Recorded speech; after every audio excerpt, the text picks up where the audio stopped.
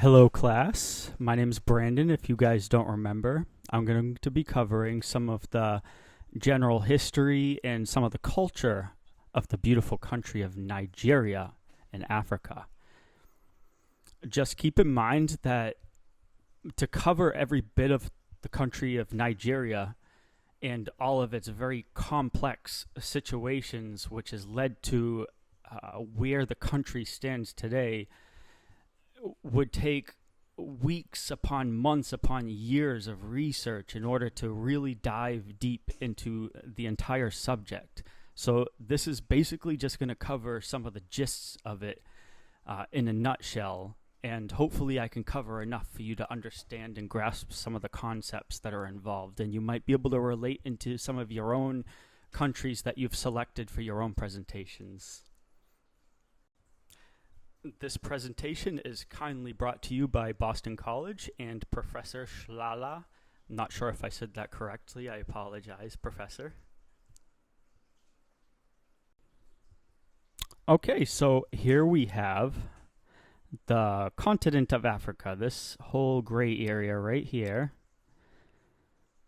Get a little cursor. So this little gray area right here is the continent of Africa, and highlighted the country of Nigeria, which I have labeled as the armpit of Africa.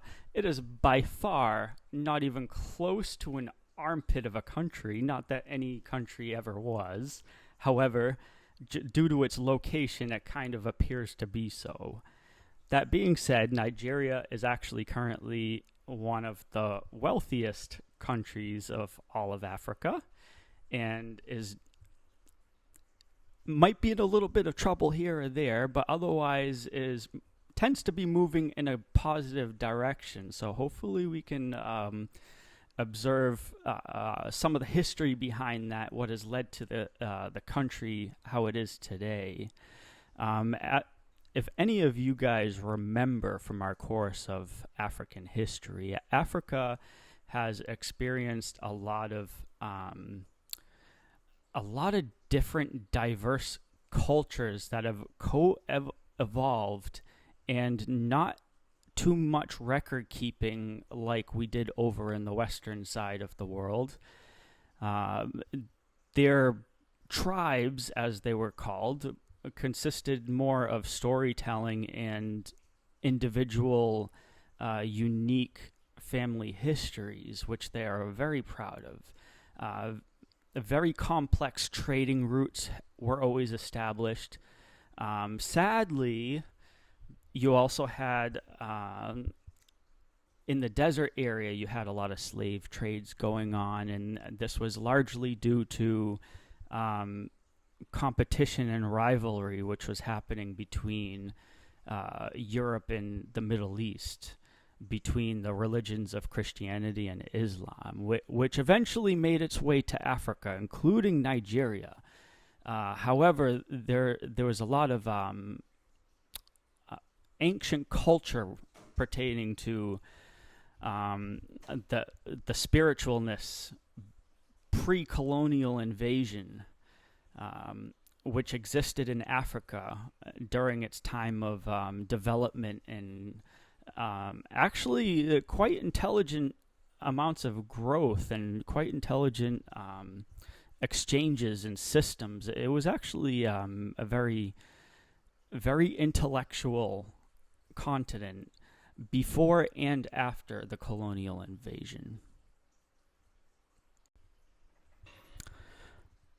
So predating the expansion of Christianity or Islam into the country of Nigeria, and in fact, before Nigeria was even Nigeria, when it was just tribal territories, basically, there was one particular tribe which was very dominant in the region and actually very, very intelligent, very sophisticated.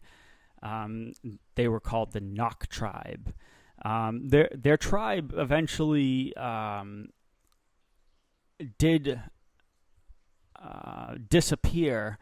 Not necessarily that the people disappeared, but over time, perhaps they were converted over due to the expansion of colonialism and Islam.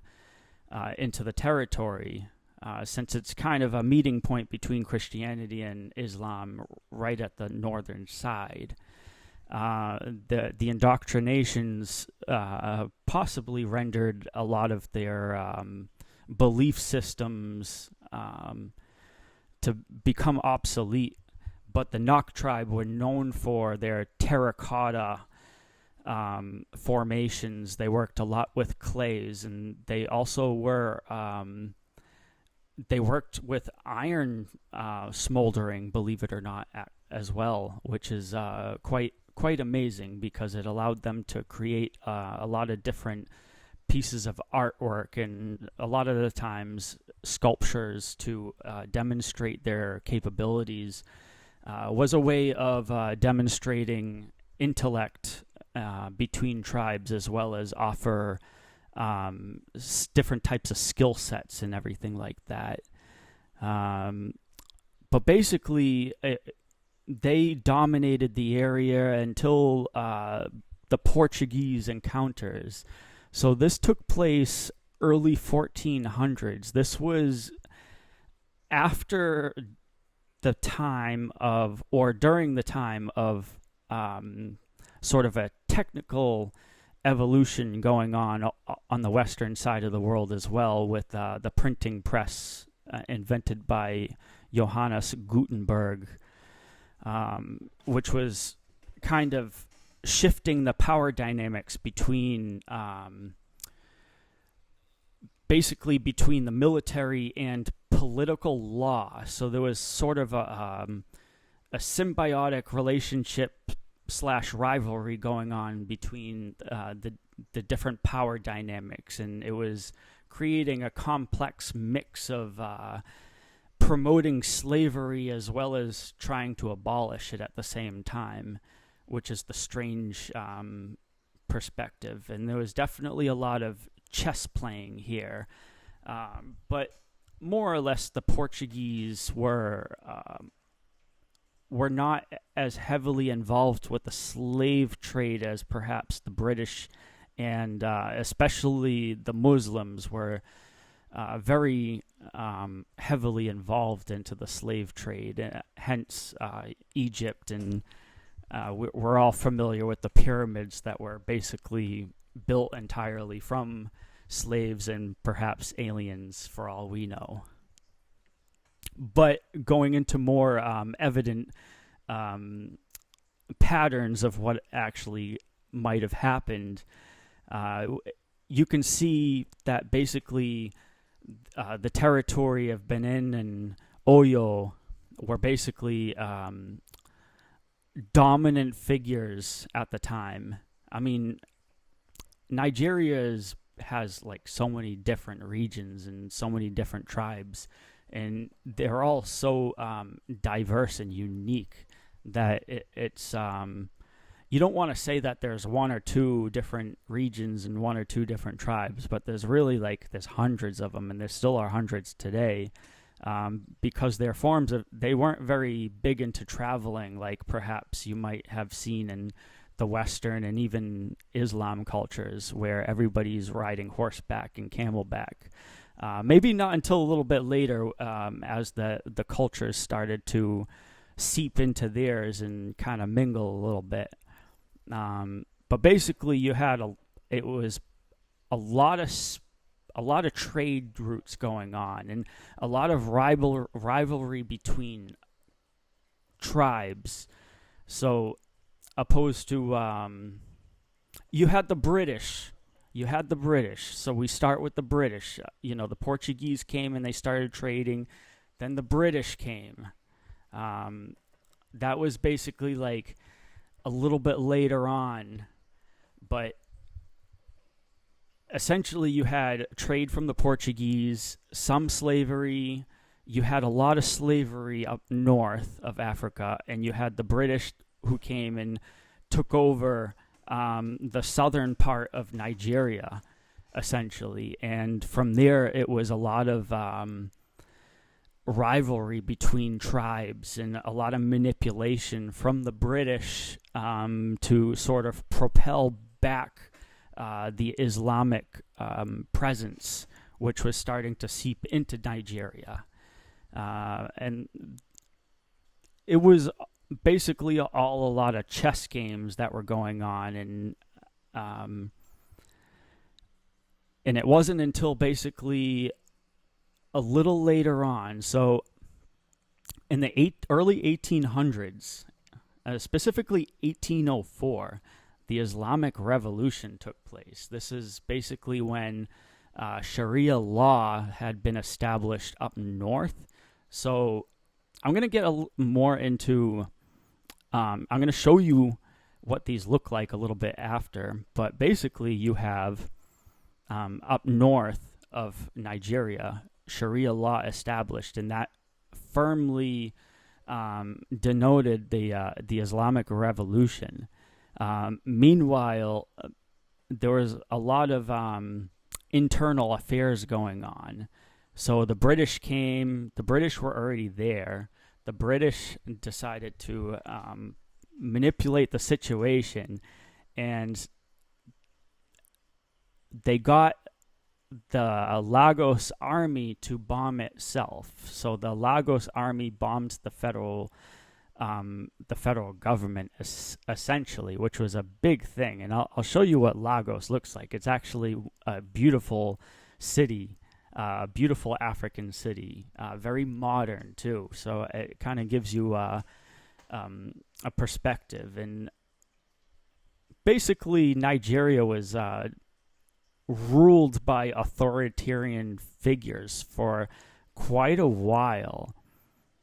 It wasn't until maybe closer to the year 2000 when democracy started to take place more boldly around the world, let alone in Africa.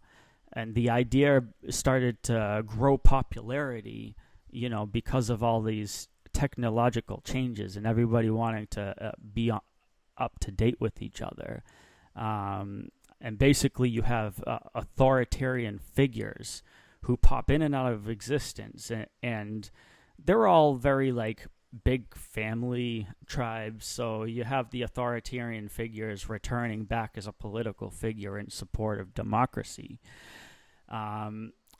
Meanwhile, Nigeria started to gain wealth. So back in 1956, Shell gas station by British Petrol, BP, they had discovered oil wells in Nigeria, which basically at the time, we were all using oil, and oil was worth a lot of money. So it gave Nigeria sort of that leverage in the world's playing field at that point. And it wasn't long after that Nigeria established independence from Britain. So Britain had sort of this overruling manipulation over especially southern Nigeria up to that point. And due to the discovery of oil, this brought in a lot of wealth. And in 1960, the Parliament established independence from the British government. I mean, what is it with the British government and people wanting to establish independence from them? It seems to be like an ongoing trend. Just kidding. I love the British government today. They're good people. So meanwhile, in 2009, Nigeria seems to have some rising issues, particularly with a group called Boko Haram, which is an Islamic group who are attempting to reestablish dominance of the Islamic Caliphate within the Nigerian region, but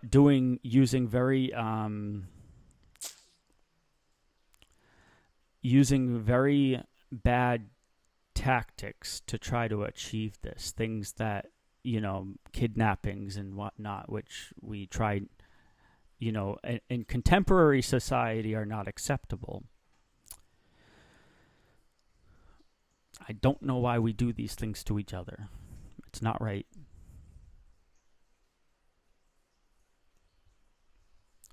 We should all be a family. Okay, so here you have Lagos. This is a more modern demonstration of the city going on. As you can see, it's very well developed. This is contemporary society, by the way. You have your rail system, very modern technology. Yeah, I mean, it doesn't maybe look like New York, but they've got a lot. They've got some really, really intense development going on right here. Just to give you some more ideas of how Nigeria has progressed, these are also some modern architecture. You can see it's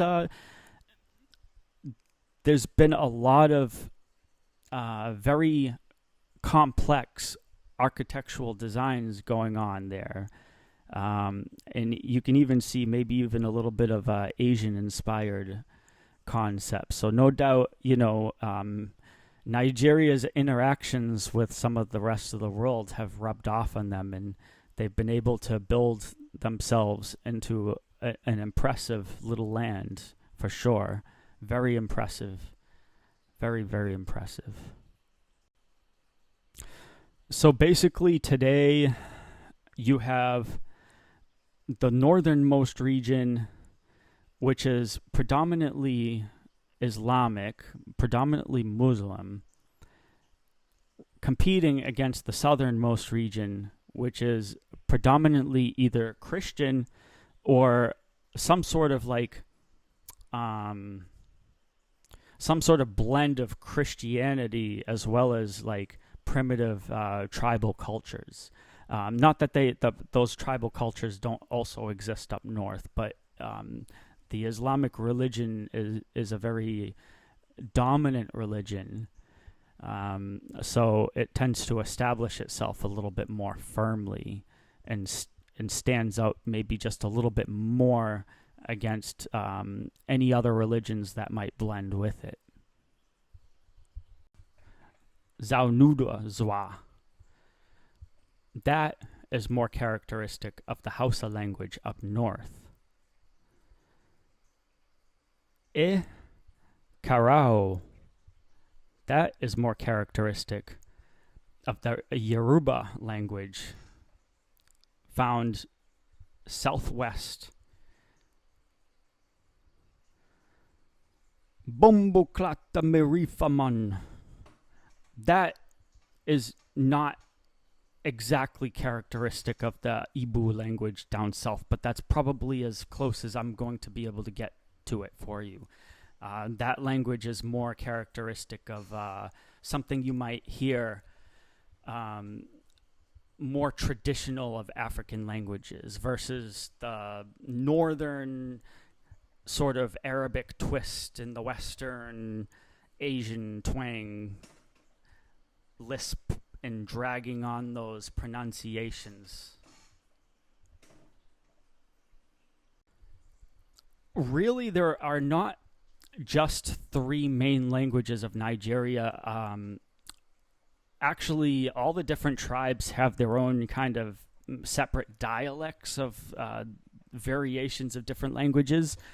But in contemporary society, you also have the Pidgin language, which is very spoken throughout Africa. It's a combination of English and Creole. English and Creole are actually, the sounds are very similar.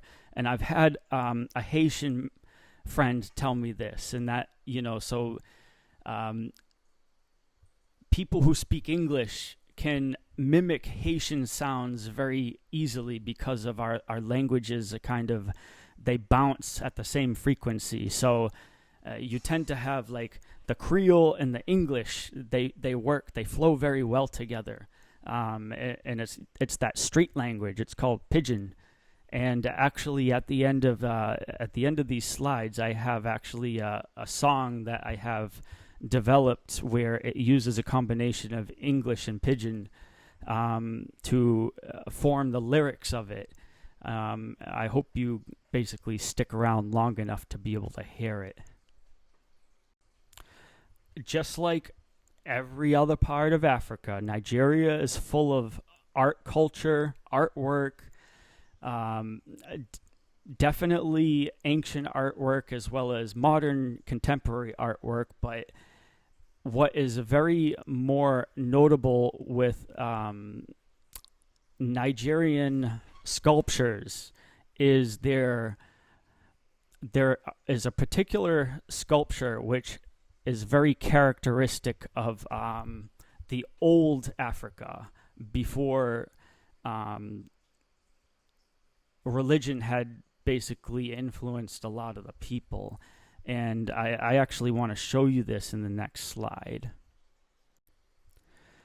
So during the colonial expansion, a lot of the trade of different types of sculptures were made out of ivory.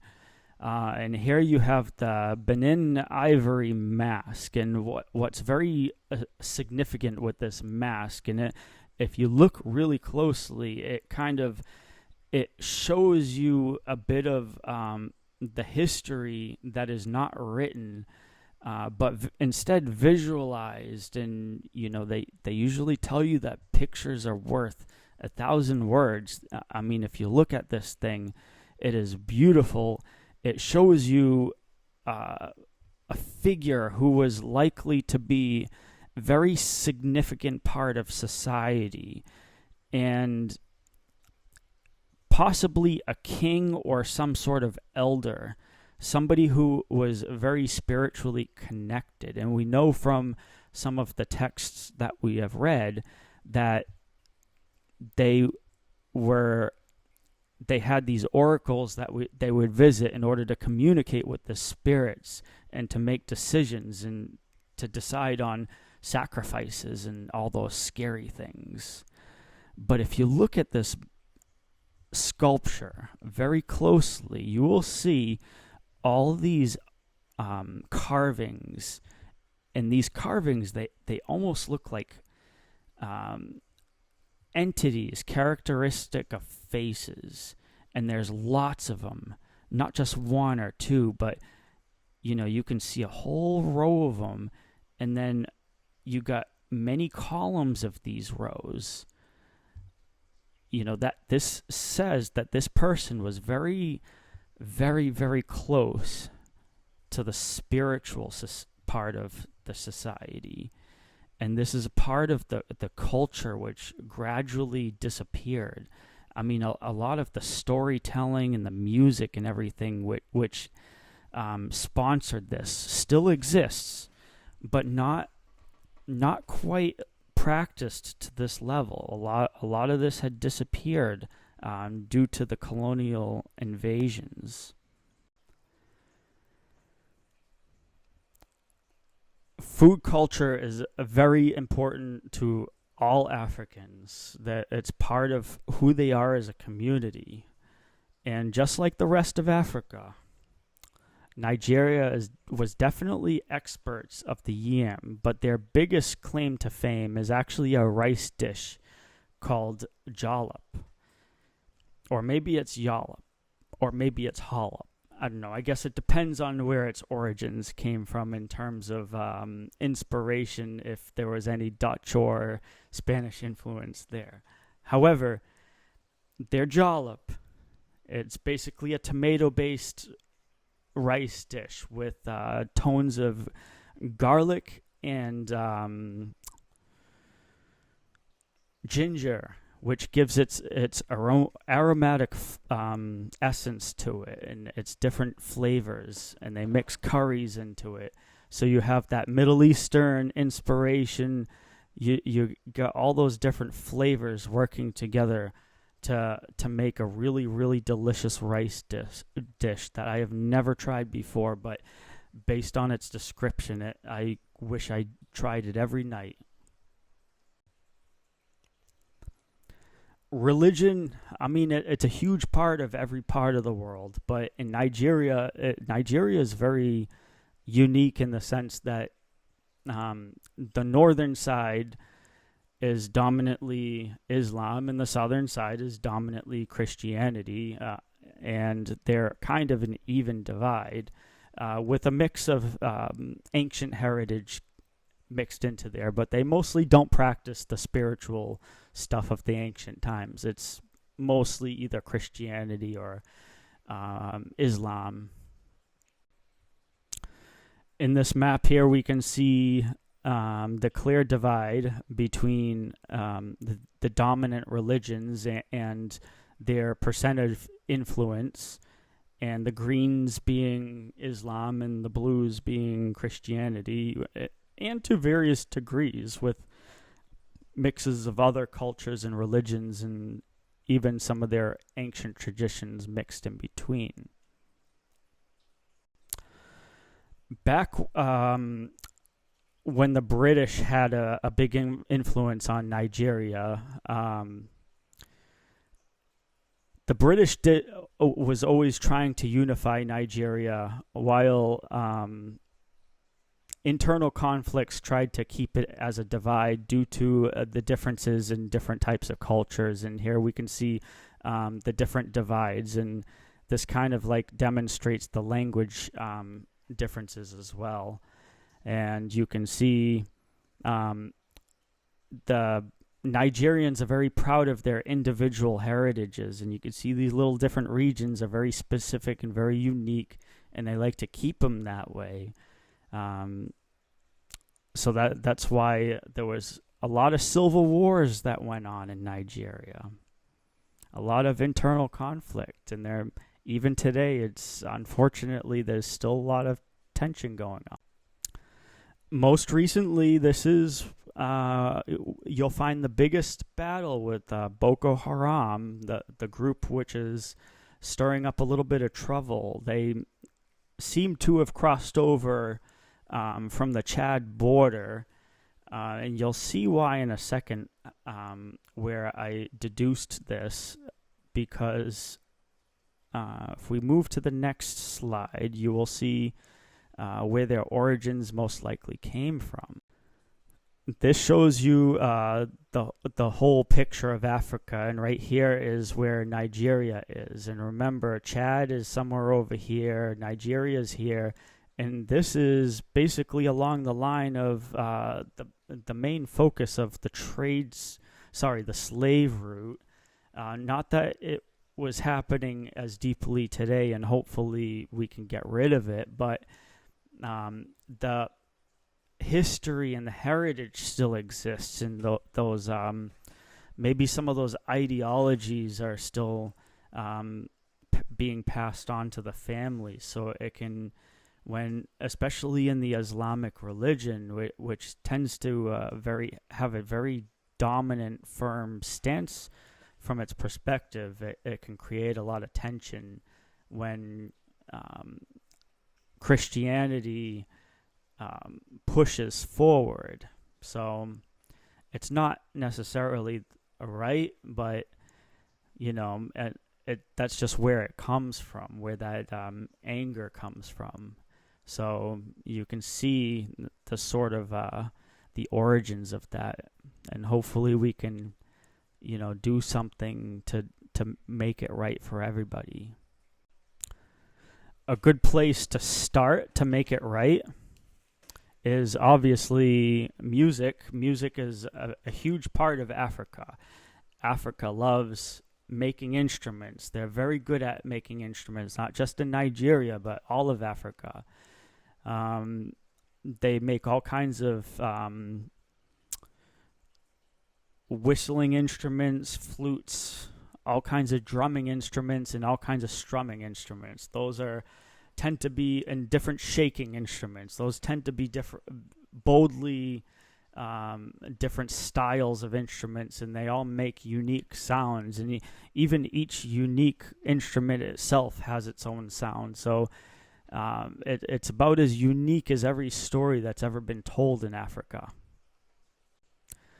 the best place to demonstrate the music is at a festival where everyone goes to meet. It's where trade routes used to establish. It's where communities come together to trade, feast, and live it up. And that still happens today. This is a festival which actually takes place more in the northern side of Nigeria. And you can see its inspiration of that sort of Saharan Middle Eastern look kind of blended in. They're on horseback. There you go. That's the Britishness of the situation. So it's kind of like a clash of two worlds. It's an interesting sight to see. This is Davido. He's a musician, a Nigerian musician. As you can see, they're establishing themselves as little pop stars these days, using very modern technology and producing a lot of beats. You know, you look up Afro beats. That's these guys right here. They do a good job. This is one such Nigerian instrument. It's called an aerophone. It's basically like a very long horn. Demonstrates their ability to work with different metals, their metal craftsmanship in creating this. Here we have a chordophone, and it's an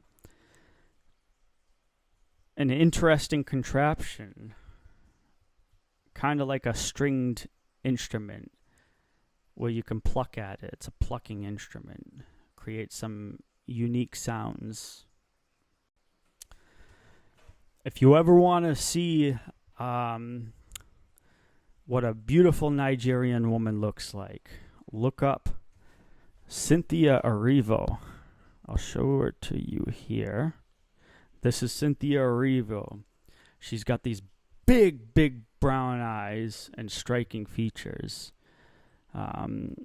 She's British, but her family are immigrants from Nigeria. She's a beautiful Nigerian woman.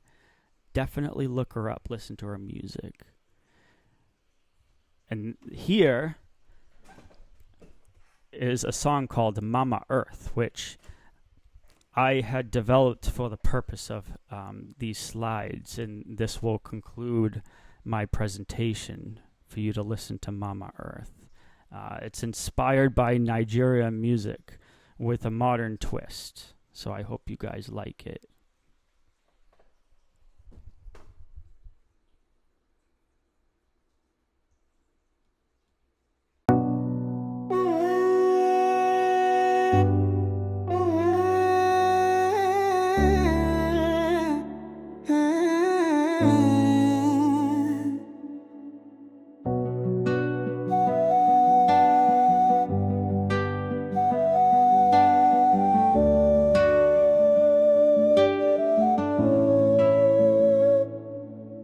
The path where the water is free, it turns past the tamarind tree. Where the water flows, we part the sea. Somehow we knew where it should be. River no talk, it just a bend. Isabi road, way past pretend. 2 foot they jump from the end. Now song them sing, it's sweet like blend. One breeze kiss the earth and the clay. It never once asked who should stay. The sun just rose and found its way, so we walked with no words to say. Mama no shout, she hum I'm low. Today they shine like early glow. Now dream come land, she talks so slow. Where no plants out, they learn to grow. River no river flow. We did go, we did grow. One breeze blow, make we show. Now one name and we know. River no